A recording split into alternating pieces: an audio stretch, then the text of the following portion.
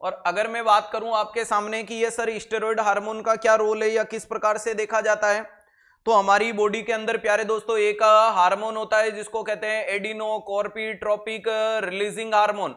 ध्यान रखिएगा, या पहले बोल सकते हैं एडिनोकॉर्टिकोट्रोपिक रिलीजिंग हार्मोन, फिर होगा एडिनोकॉर्टिकोट्रोपिक हार्मोन देखने को मिलता है। वो कहां से आता है सर? ये पिट्यूटरी ग्लैंड से आता है। कौन सी? एंटीरियर। उसके बाद ये स्टिमुलेशन किसको देता है सर? एड्रेनलिन ग्लैंड को, और वहां से क्या रिलीज करवाता है? स्टेरॉइड हार्मोन रिलीज कराता है। तो स्टेरॉइड हार्मोन कहां से आता है? तो याद रखिएगा एड्रिनल ग्लैंड से। और एड्रिनल ग्लैंड को अपन किसके नाम से जानते हैं? तो दोस्तों इसको बोला जाता है सुप्रारीनल ग्लैंड। इसको क्या बोला जाता है? तो याद रखिएगा सर इसको बोला जाता है सुप्रारीनल ग्लैंड के नाम से जाना जाता है, जो किडनी के ऊपर पाई जाती है। ठीक है, अब जब आप किसी भी व्यक्ति की एड्रिनल ग्लैंड को देखोगे तो ये मिडल वाला पोर्शन तो मेडुला कहलाता है। ये मिडल वाला पोर्शन तो क्या कहलाता है? मेडुला कहलाता है। और जो बाहर वाला पोर्शन होता है दोस्तों उसको कॉर्टेक्स बोला जाता है। अरे जो बाहर वाला आपके सामने पोर्शन होता है उसको क्या बोला जाता है? कॉर्टेक्स बोला जाता है। तो ये आपके सामने कॉर्टेक्स रहेगा। और ये आपके सामने क्या देखने को मिलता है? मेडुला देखने को मिलता है। क्या देखने को मिलता है? मेडुला देखने को मिलता है। मेडुला में फियोक्रोम नाम की सेल पाई जाती है जिसे फियोक्रोमोसाइटोमा बोले। तो कैटाकोलामाइन नाम के हार्मोन आते हैं।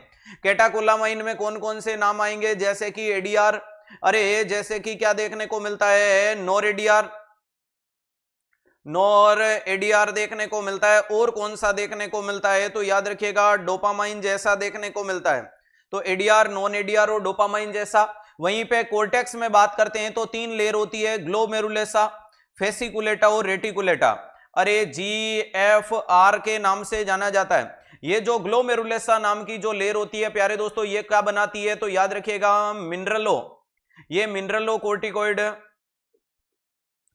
ये मिनरलोकोर्टिकोइड रिलीज करेगी। फेसिकुलेटा क्या रिलीज करती है? तो याद रखिएगा ग्लूकोकोर्टिकोइड। क्या रिलीज करेगी? ग्लूकोकोर्टिकोइड रिलीज करेगी। और रेटिकुलेटा क्या रिलीज करेगी? एंड्रोजन। क्या रिलीज करेगी? तो याद रखिएगा एंड्रोजन हार्मोन, या जिन्हें सेक्स हार्मोन के नाम से जाना जाता है। क्लियर है? एंड्रोजन हार्मोन या सेक्स हार्मोन। तो मुद्दा यह है कि मिनरलोकोर्टिकोइड से आता है एल्डोस्टेरोन, जो हमारी बॉडी में वाटर और इलेक्ट्रोलाइट के नाम से जाना जाएगा।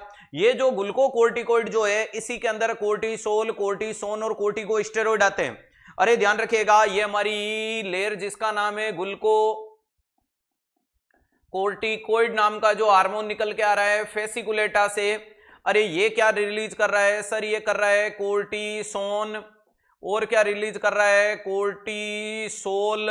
और क्या रिलीज कर रहा है? तो याद रखिएगा कोर्टिकोस्टेरॉइड। ध्यान रखिएगा ये वाली कंडीशन यहां देखने को मिलती है। वेरी इंपॉर्टेंट चीज है। अरे मिलेगी या नहीं मिलेगी? तो सर डेफिनेटली मिलेगी। अब स्टेरॉइड हार्मोन होता है प्यारे दोस्तों, इसको स्ट्रेस के अंदर भी काम में लेते हैं, स्ट्रेस हार्मोन बोला जाता है। अरे ये इम्यूनो सप्रेशन का काम भी करता है। क्या करता है? इम्यूनो सप्रेशन का, क्योंकि बोन मैरो को सप्रेस करेगा। इसके अलावा जो स्टेरॉइड हार्मोन है ये प्रोटीन का ब्रेकडाउन करता है। स्टेरॉइड हार्मोन है वो फैट का ब्रेकडाउन करता है। स्टेरॉइड हार्मोन है वो कार्बोहाइड्रेट में से ग्लूकोज को बढ़ाता है, तो ग्लूकोज को बढ़ाएगा। और जो फैट है प्यारे दोस्तों हमारी बॉडी में जितनी भी फैट होती है उनको स्टेरॉइड हार्मोन तोड़ता है और सेंट्रल में डिपॉजिट करने का काम करता है। तो याद रखिएगा ये वहां से लेकर के सेंट्रल बॉडी में रीडिस्ट्रीब्यूशन का काम करता है।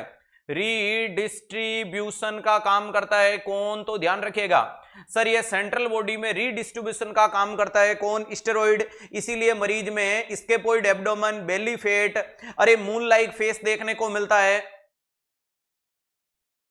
चलेगा, ध्यान रखिएगा वेरी इंपॉर्टेंट चीज क्या है कि इसमें क्या देखने को मिलता है? अरे इस मरीज में पोर्ट बेली देखने को मिलती है। ठीक है, मरीज में स्केपोइड एब्डोमेन देखने को मिलता है। अरे मरीज में क्या देखने को मिलता है? तो याद रखिएगा बेली फैट देखने को मिलती है। बफेलो हम्प देखने को मिलता है, बफेलो हम्प देखने को मिलता है।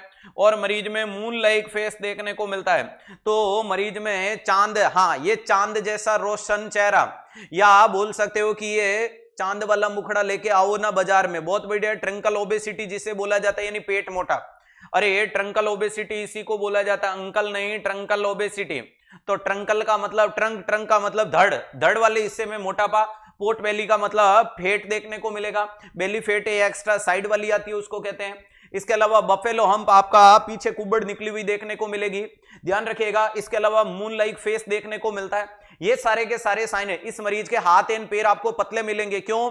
क्योंकि सर यह पेरिफेरल से फैट का ब्रेकडाउन करता है, सेंट्रल में डिपॉजिट करता है। ग्लूकोज का लेवल बढ़ा रहेगा, हाइपरग्लाइसीमिया इस मरीज में देखने को मिलता है, इम्यूनिटी इसमें कमजोर देखने को मिलती है। ये सेक्सुअल हायरार्की को भी चेंजेस करना देखने को मिलता है। स्टेरॉइड हार्मोन होता है वो मरीज को एनर्जेटिक, अलर्ट, कॉन्शियस बनाने जैसी चीजें देखने को मिलती है।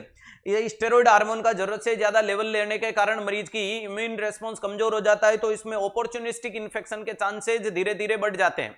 कौन से इन्फेक्शन के? अपॉर्चुनिस्टिक का मतलब अवसरवादी या मौकापरस्त। क्या मिल जाते हैं? अवसरवादी या मौकापरस्त। अब इसका लेवल मरीज में बढ़ जाना कुशिंग सिंड्रोम कहलाता है।